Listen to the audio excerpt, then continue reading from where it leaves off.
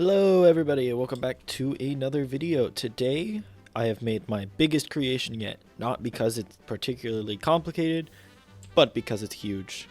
So welcome aboard to my boat. Alright, so I've designed this boat to be completely self-sustaining for survival mode and it be survival friendly. So when thinking of the power source, I wanted to stay lightweight, and we do that through these giant wind turbines which are on either side.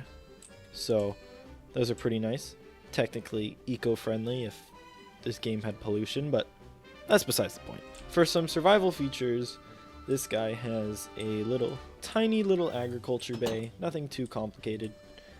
I set it to only farm potatoes at the moment because potatoes are cool, and just some decorative water irrigation stuff, whatnot. Here's a cool thing right here. We've got a little storage system I created. So if I just get any kind of block, like I don't know, if I just get a bunch of oak planks, stick them all in here, this guy will take care of them, and we'll see this threshold switch fill up to let me know how full this dude is. So I don't actually know its storage capacity. I've never really used these before, but I figured for like ocean exploration and storage, it's a good idea. And if I want to take things out, I can just pop this lever right here. We'll see them coming on the conveyor. Nice and easy. So yeah, pretty cool, simple device. It's all powered by these wind turbines. But now we have to go below deck because I really didn't put a lot up here because it's kind of just, it's cool to hang out up here. And so I figured putting too much stuff in the way would just make things weird. Yeah, so let's bring it below deck and I'll show you the captain's quarters, or like the piloting area in a minute. But we've got a dining room, it's pretty nice for your crew. And in here, we've got bunks, and in here is a special little room that you will see the purpose of in just a minute. But let's take you over to the captain's chair. So we go over here.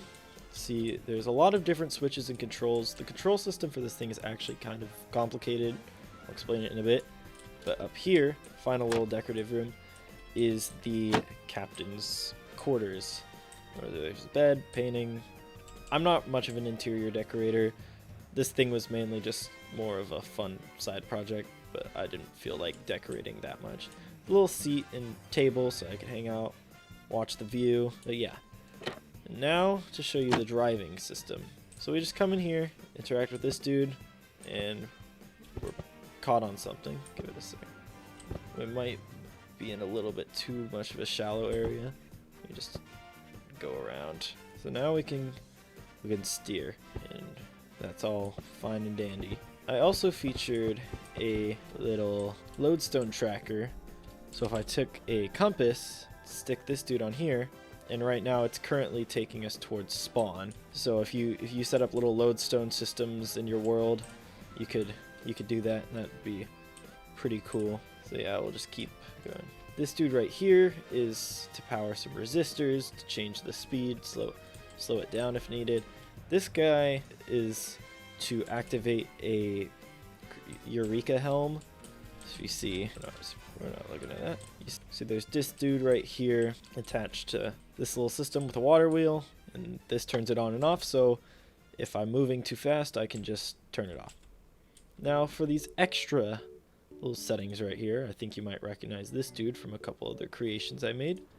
See, this thing isn't really a boat, it's an airship. While it could be used as a boat, it's designed as a little mini sky colony. And so just like as we're in the water, we can drive around. Its turn speed is a little slow due to the scale, but we can bring her around and yeah, just cruise at high altitudes. Right now it has a maximum altitude of like 170-ish. If I add more balloons, I could increase that, which I might end up doing. But yeah, pretty smooth ride up here, just below the clouds, and you can see the powered balloons. Yeah, the whole inside is inside the balloon pretty much. So yeah, you can walk around the bay while it's going, and yeah, this is pretty big. It could hold a decent amount of people. I don't think as many people as beds I have, but definitely enough to fill the table. The beds were kind of just more because I didn't know what to put in here, so I just put a lot of beds. And now you're probably wondering what that secret room is. Let me show you. So the easiest way I could activate it is from the pilot's room. We could just hit shift. You'll notice these bay doors opened. So, oops, I closed them again. So if I get out of the seat, put on the parking brake, and run all the way down here, you'll see this guy was put together relatively quickly, and it uses Eureka just for simplicity's sake. It's got these rotation engines, which are like the regular Eureka engine, but instead of having to put fuel, it will take rotational force. So I put a really small windmill here, and then use the rotation speed controller and a cogwheel to just speed it up enough to where I can get maximum thrust out of this dude. So I can sit down in here, release the docking clamp, and get out. There's also a button for remote control of the docking bay. So now if there was any ship repairs, or if I just wanted to use this as a little drop ship while I go explore, I can do that. There's also ladders here for when you're on the ground, so you can actually get in the ship. If you notice on top of the engines, oh, I'm stuck. If you notice on top of the engines, there's a bit of a catwalk. Not really though, but you're able to get onto the ship without having to jump these fence things. And yeah, this is, see, it's a relatively simple build, but it is definitely a cool one. So let me bring the ship back into the docking bay. I wanted to try to create a non-Eureka ship, but due to the space, this was the best I could come up with. I tried making a helicopter, but it was just too big. Maybe if I make an even bigger airship, I can fit a more realistic aircraft. So we just come in here and lock it down, hit the button, and we are closed in the bay. Bit more of a detailed breakdown on how this thing works. We've got a bunch of flaps and wings at the bottom to make sure the fall speed is not just like crashing down and whatnot. So that's pretty nice. There's also this tuning lever that partially, when turned on, oh, it's this one. This guy, when turned on, partially powers the balloons.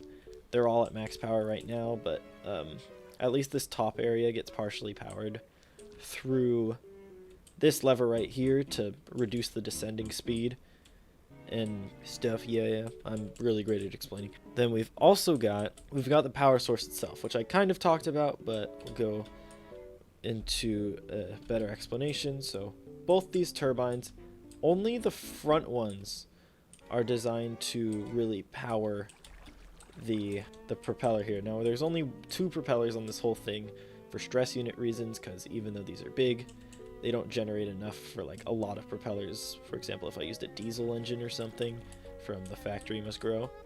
So yeah, but the benefit is this thing is completely self-sustaining and will never run out of energy, because in Create Mod there's always wind. So yeah, there's this propeller. We've got matching ones on the opposite side along with matching power. The rest of these, the ones in the back, are kind of just for extra stress units. You can see they come up here to power the door. They're also right here to power the little storage system thing, but it really doesn't use it that much for that many other things. There's definitely room to expand this project and make it even bigger. But yeah, this was my airship design. I've gone through multiple variations of this. This was the first large-scale airship I've made, and so I thought it was cool enough to showcase it. So I hope you enjoyed the video. I will try to post a little more, but it's a bit of a busy season for me right now, and it will be until like March. I might make another video talking about life updates and things. But for now, yeah, I hope you enjoyed the video, and I will see you in the next one. Goodbye!